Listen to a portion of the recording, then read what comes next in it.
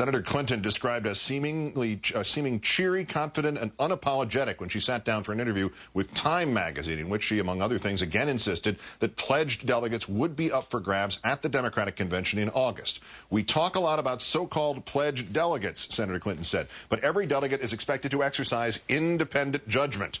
Meanwhile, 20 top fundraisers for Senator Clinton today, as Dana mentioned, admonished the Speaker of the House for having publicly said superdelegates should support the winner of the pledged delegate count. In a sharply worded private letter obtained by TalkingPointsMemo.com, the donors who have contributed heavily to Democratic causes, telling Speaker Pelosi, quote, "We have been strong supporters of the Democratic Congressional Campaign Committee. We therefore urge you to clarify your position on superdelegates and reflect in your comments a more open view to the optional independent actions of each of the delegates at the National Convention in August."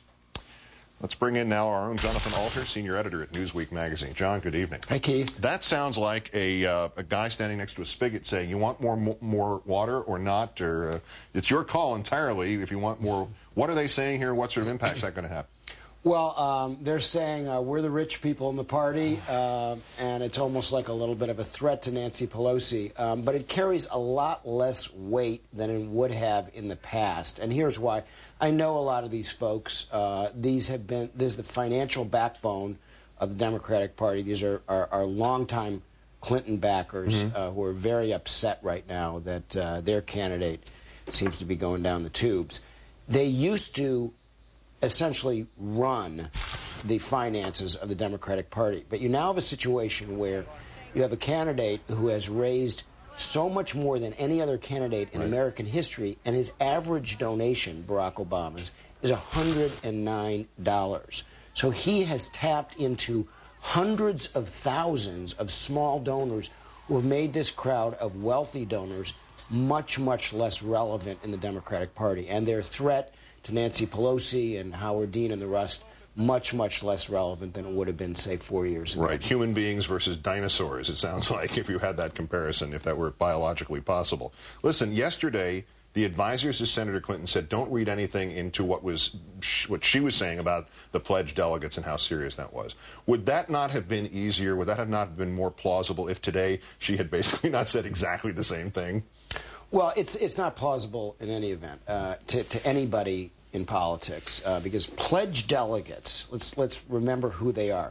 These are the delegates that come out of the primary and caucus process, and the campaigns get to choose who they are. So do you think they're going to choose as their pledged delegates people who are a little wobbly, who might be subjected to pressure? No. If you're the Obama campaign in any state, you take the truest of the true believers, the people who would never in a million years abandon Barack Obama, and those are your pledged delegates. So saying that you're going to go after them is kind of pointless, and anybody who understands it realizes that they won't get even one of the pledged delegates to change. And ironically, Obama Girl is the deputy chairperson, I think, of the Wyoming Democratic delegation. I don't know if you knew that.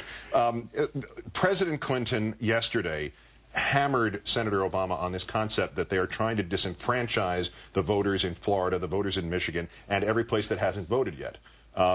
James Carville, of course, again, this thing that precipitated this reaction from some superdelegates today, called Bill Richardson a Judas.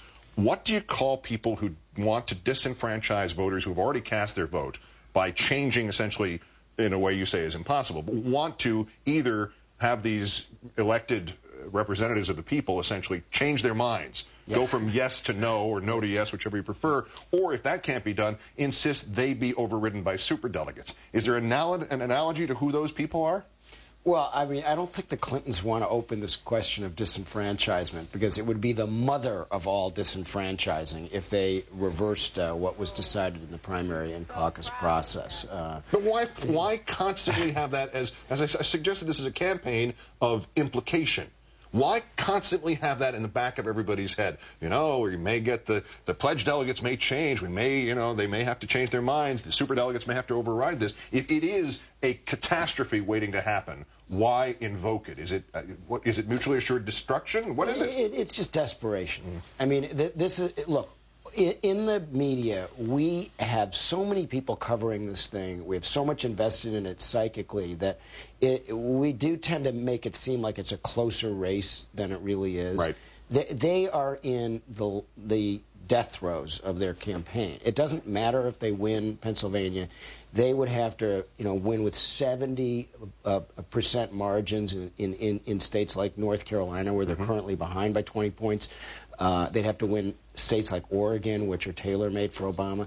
As things stand right now, they have no path to the nomination except what you have described, to change the process in fundamental ways that would not be acceptable to the Democratic Party. So it's Robert E. Lee about December 1864, January 1865. It's getting there, yeah. Jonathan Alter of Newsweek and MSNBC, as always. Thank you, sir. Thanks, Keith.